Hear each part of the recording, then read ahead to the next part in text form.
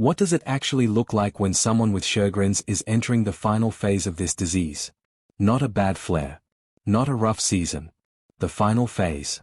Today we are going to talk about what that transitional period looks like in Sjogren's specifically, what signs you need to watch for, why the body does what it does during this time, and what you as a caregiver or family member can actually do when you are standing in the middle of it wondering what comes next. Because here is the truth that almost nobody prepares you for when a loved one is diagnosed with Sjogren's. This is not just a dry eye and dry mouth disease.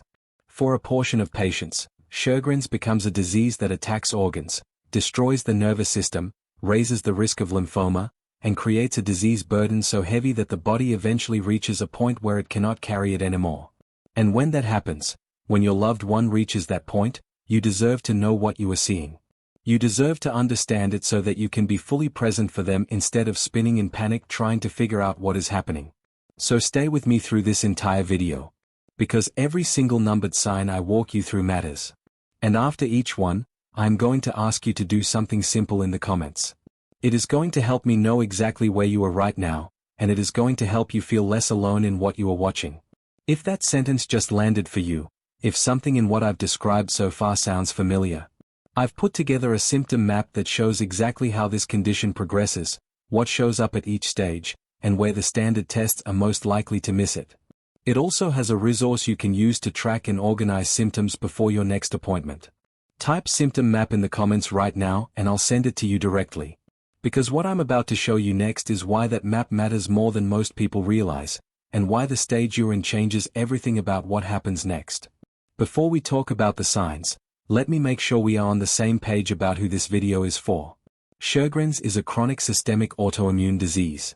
That means it does not just live in one location. It can silently and progressively damage the lungs, the kidneys, the liver, the nervous system, the cardiovascular system, and the blood. Research has confirmed that in patients with what is called extraglandular involvement, meaning the disease has moved well beyond the salivary and tear glands into other organs, the disease burden becomes significantly heavier and the prognosis becomes more serious. Studies have shown that severe Sjogren's can lead to death from pulmonary involvement, and in rarer cases from renal failure or lymphoma. Research has also confirmed that between 5 and 10% of Sjogren's patients develop lymphoma over the course of their disease, and those with serious systemic organ involvement face a meaningfully shorter survival timeline than those with glandular symptoms only. This video is for the caregivers and family members of people in that more advanced category. People whose Sjogren's has progressed to include serious organ damage. People who have developed Sjogren's-related interstitial lung disease.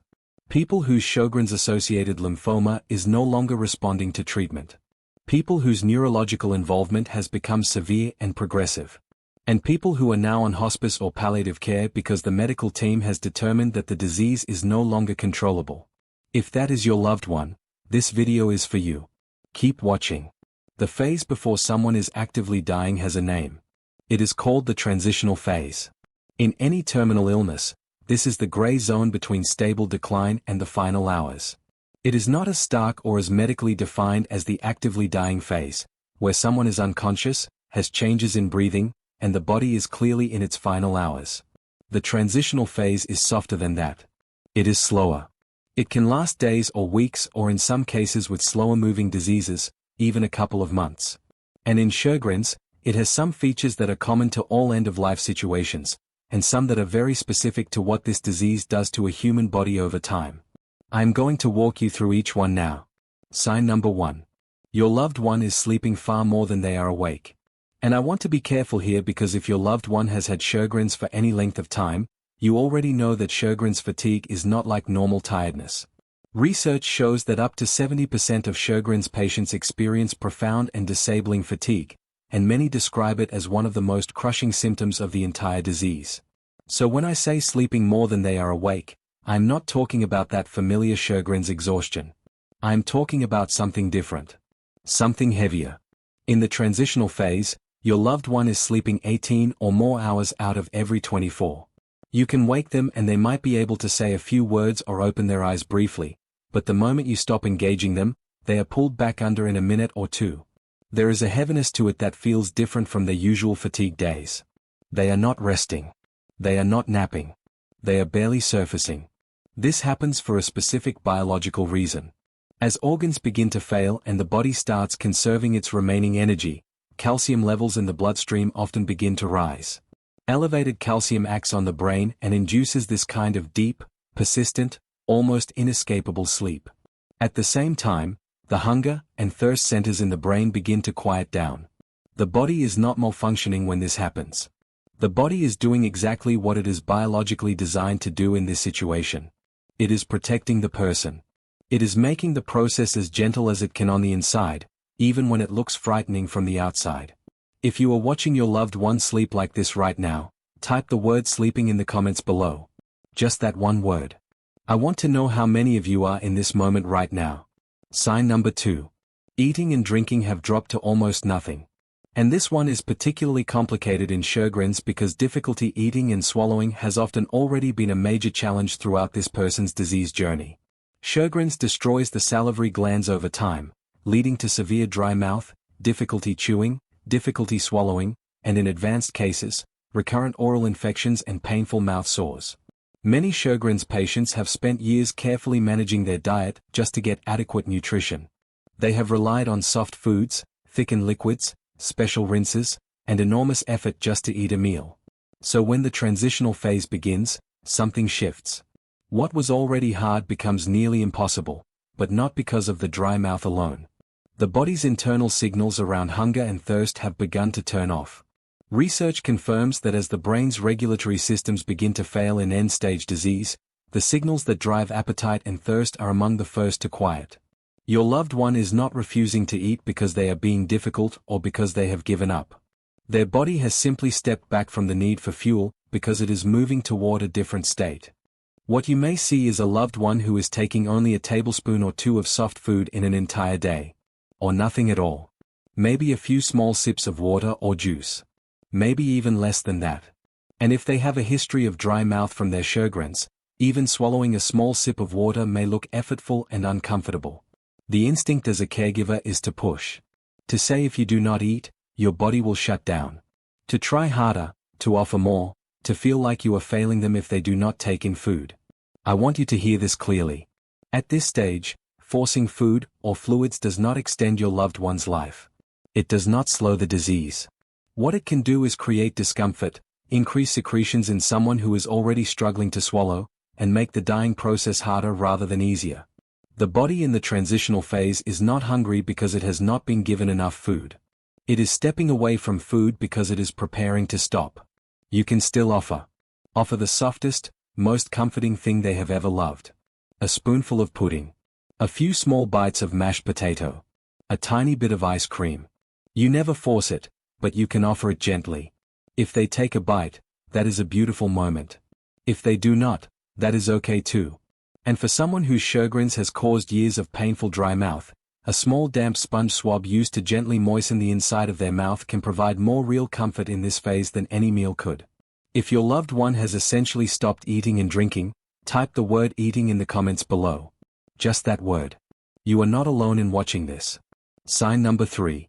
Breathing has changed in a way that is new and concerning. For Sjogren's patients who have developed interstitial lung disease, which research shows can affect anywhere from roughly 15 to nearly 25% of patients with systemic Sjogren's involvement, breathing changes in the transitional phase can be one of the most visible and distressing signs you will witness.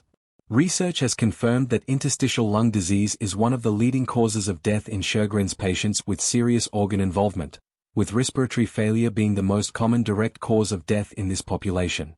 What you may notice is that your loved one's breathing has become shallower. It may be faster. There may be a sound to it, a subtle crackling or a soft wheeze, that was not there before even a few weeks ago. They may be breathing faster even when they are completely still and not exerting any effort at all. They may look like they are working harder to take a breath than breathing should normally require. In the final phase, you may also begin to notice periods where the breathing pattern changes from breath to breath. Sometimes it slows down dramatically. Sometimes there are short pauses between breaths. This is the body's neurological control over breathing beginning to fluctuate, and it is a sign that the transitional phase is deepening. If your loved one is already receiving hospice or palliative care, Your care team can provide medications and support that significantly reduce the sensation of breathlessness and make this more comfortable. You do not have to watch your loved one struggle to breathe without intervention. Please call your hospice nurse if you see this and it has not been addressed yet. If you are watching a change in your loved one's breathing right now, type breathing in the comments below. Just that one word. Sign number 4. Pain and agitation have increased and are harder to manage. Sjogren's related neuropathy is real and it is serious. Research shows that between 10 and 20% of Sjogren's patients develop peripheral neuropathy over the course of their disease, which means damage to the nerves outside the brain and spinal cord, leading to numbness, burning, pain, and weakness in the limbs. In advanced Sjogren's with neurological involvement, this nerve damage can become severe. And in the transitional phase, the ability of the body to regulate pain and discomfort on its own begins to decrease, which means existing pain can intensify. What you may notice is that your loved one seems more uncomfortable than usual even at rest. They may moan softly or make small sounds that they were not making before. They may shift restlessly in bed even when they are deeply asleep, as though they cannot get comfortable. Their face may look tense or drawn even when they are not awake. They may recoil or stiffen when you touch them or reposition them. They may seem agitated in a way that is different from their usual behavior, almost like they are caught between sleeping and some kind of internal discomfort they cannot articulate. This restlessness and agitation in the final phase has a name. It is called terminal restlessness, and it is very common. It is not your loved one being upset at you or at their situation in a conscious emotional sense. It is the nervous system's response to the physical changes happening inside the body. And it is something that hospice and palliative care teams have specific medications to address. You do not need to watch your loved one go through this without help. If your loved one has pain or a neurological complication from their Sjogren's, and you have noticed their comfort level declining or their restlessness increasing, contact your hospice team and have an honest conversation about what medications are available to keep them comfortable. If this is something you are watching right now, type the word restless in the comments below. Just that one word. I want you to know I see you. Sign number 5. The skin, the eyes, and the body have changed in ways that go beyond anything you have seen before. For someone who has lived with Sjogren's for years, you are already used to dry skin, fragile skin, inflamed eyes, and physical changes that are part of the everyday reality of this disease. But in the transitional phase, what you see in the body shifts in a new direction. The skin may begin to look different at a cellular level. You may notice a grayish or yellowish tone developing around the hands, the feet, or the face. This is called mottling when it appears as a blotchy, purplish, lace-like pattern under the skin, and it happens because circulation is beginning to withdraw from the extremities and concentrate around the core organs. It typically begins in the knees and the feet and moves upward over time. It does not cause pain. It is the body redirecting its remaining resources inward. The hands and feet may feel cooler or cold to the touch even if the room is warm. This is again circulation pulling away from the periphery. You can offer a soft blanket over the feet and legs, but you do not need to try to warm the extremities forcefully. The body knows what it is doing.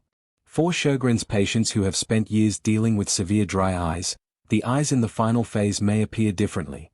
They may be partially closed even when your loved one is technically awake. The eyes may look glassy or unfocused.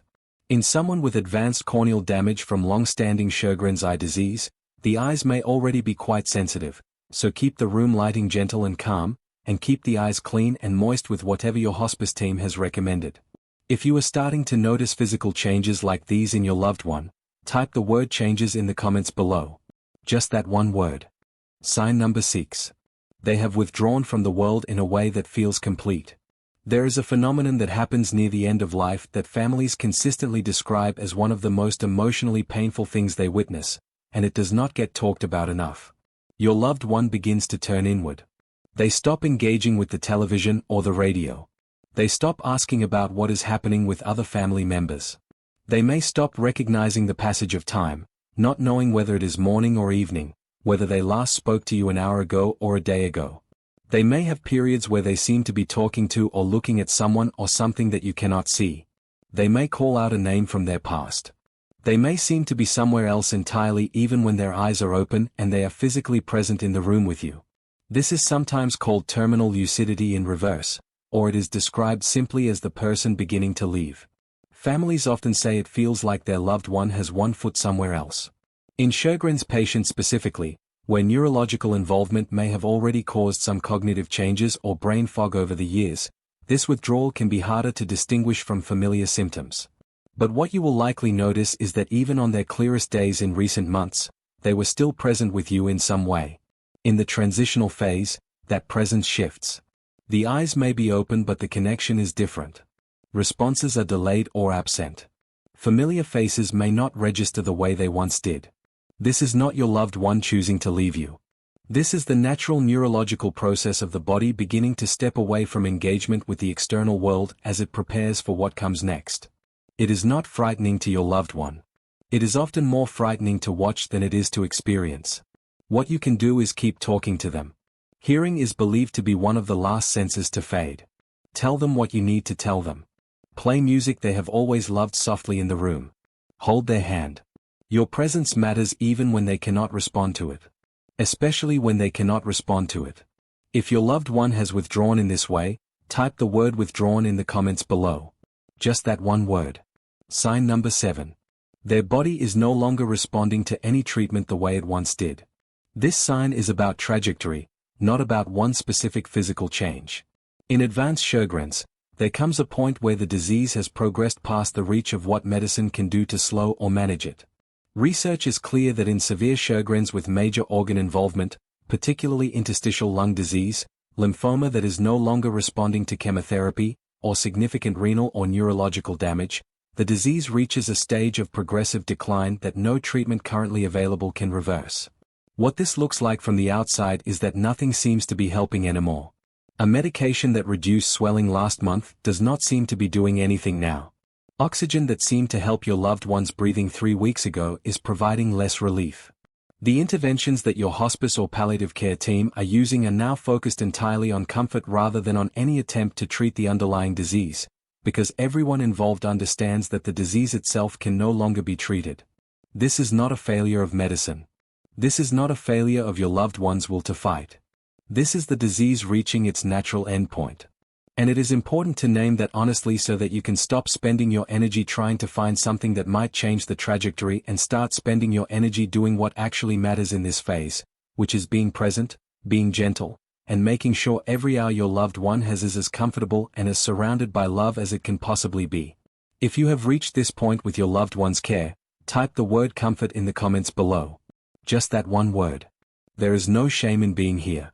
Being here means you fought for them and loved them and now you are showing up for them in the hardest possible way. Now let me talk about what you actually do with all of this. Because every caregiver I have ever spoken with in this situation eventually asks the same question. I feel like I am not doing anything. What should I be doing? Am I failing them by not doing more? And I want to give you the same 3 questions I give every family member who reaches this point. When the anxiety rises and the wheels start spinning and you cannot tell what you should be doing next, ask yourself 3 things. Are they clean? Are they safe? Are they comfortable? That is it. Those 3 questions are your compass through every single moment of this phase. Are they clean means are they dry and free of any soiled clothing or bedding? Have they had a gentle bath or bed bath recently? In Sjogren's patients, the skin has often been extremely dry and fragile throughout the entire disease journey, and that does not change in the final phase.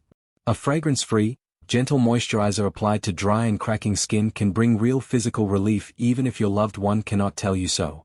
Check every couple of hours during the day. Let everyone rest at least 8 hours overnight without disturbance unless something changes. Are they safe means are they positioned in a way that is stable and supported? Are bed rails up if needed? Are they in a chair that is holding them properly or are they starting to slump in a way that is unsafe? Are they restless or agitated in a way that puts them at risk of falling or hurting themselves? If you cannot answer yes to this question with confidence, call your hospice nurse. That is what they are there for. Are they comfortable means look at their face. Does it look relaxed or does it look tense and drawn? When you touch them gently, do they recoil or do they remain still? Are they making sounds that suggest pain? Are they restless even while asleep? If you cannot say yes to this one, if your loved one looks uncomfortable or seems to be in pain, call your hospice team immediately. Managing comfort in the final phase is not optional and it is not something you should be trying to handle alone without guidance and appropriate medication support. If you can answer yes to all three, then in that moment you are doing everything right. You are not failing them. You are honoring them. And take care of yourself. This is not a footnote. This is part of the job. Sleep when your loved one sleeps. Eat when you can. Let someone else sit with them for an hour so you can step outside and breathe real air. Cry when you need to cry. Call someone who loves you and let them sit with you on the phone even if neither of you says much. You are carrying something enormous. You are allowed to put it down for a few minutes without it meaning you have abandoned anyone. There is a reason hospice nurses sometimes compare this period to the early days with a newborn. When you have a newborn baby, you sleep when they sleep, you take care of yourself in the windows between their needs, and you show up again when they need you. This is like that. Except instead of a life beginning, you are accompanying a life completing its full journey. And that is sacred work. It deserves to be done by someone who is also taking care of themselves. One more thing I want to say before we get to the symptom map. There is a particular kind of grief that comes with watching someone with Sjogren's reach this point.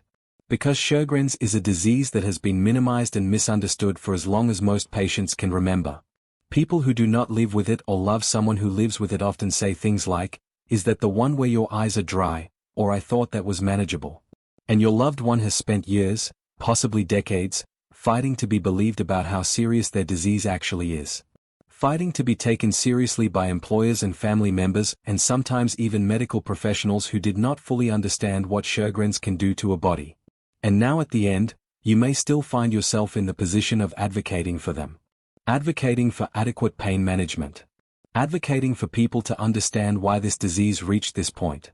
Advocating for their death to be treated with the same seriousness that their life and their suffering deserved. That advocacy is love. That fight is love. And the fact that you are here watching this video, trying to understand what you are seeing so that you can do right by your loved one in their final phase, that is love too. Do not let anyone tell you that you should have done something differently. You are here. That is everything. Now here is something I want you to know because I think it genuinely helps. The body knows how to do this. That is one of the most important things I learned when I first began studying end-of-life care, and what happens to the body in its final phase. The human body has built-in biological mechanisms that make this transition as natural as possible. The calcium that rises and induces deep sleep. The hunger and thirst centers that quiet down. The circulation that begins to draw inward. The neurological systems that gradually reduce the sensation of external stimuli. None of these things are malfunctions. All of them are the body doing exactly what it was designed to do when it reaches the end of its journey. That does not make the grief smaller. It does not make the loss less real. But understanding that what you are watching is natural, that the body is not betraying your loved one but rather carrying them gently through the most vulnerable transition of their life, that understanding can change how you experience being in the room with them. It can shift you from panic to presence. And presence is the most important thing you can offer right now. I have put together a symptom map that covers what Sjogren's does to the body at every stage, from early signs through serious systemic complications. It breaks down what the disease looks like as it progresses, what body systems are at risk, and what signs have historically been missed or misunderstood. If you are a caregiver of someone with Sjogren's at any stage, not just this final phase, this symptom map is something you need to have and to share with your family members who are trying to understand what your loved one is going through. The link to download it is in the description below this video. It is completely free. Download it, save it, share it with anyone in your family or your loved one's circle of care who needs to understand this disease better. Knowledge is how we advocate. Knowledge is how we show up fully for the people we love. If you made it to the end of this video, I want you to know something. The fact that you are here, seeking to understand, trying to prepare yourself, choosing to face this honestly even though it is one of the hardest things a human being can face, that says everything about who you are as a caregiver. You are not failing. You are not doing it wrong. You are doing one of the most profound things one person can do for another. You are staying. Stay in the day you are in. Try not to live in the day you are afraid of. The day you are in is where your loved one is. It is where you can reach them. Are they clean? Are they safe? Are they comfortable? If yes, then just be with them. That is enough. That has always been enough. If this video helped you in any way, please share it with another caregiver who might be walking through this right now and does not yet have the words for what they are seeing. They may not know they need this video yet. But they do. And leave me a comment below telling me where you are in this journey. I read them. Every single one. I want to know where you are and what you are carrying. You are not watching this alone. None of you are watching this alone. And the more of us who understand what Sjogren's truly is, what it can truly do, and what the people who live and die with it truly go through, the better we can advocate for every single patient and every single family who comes after us. That starts with you. Right here. Right now. In the comments below.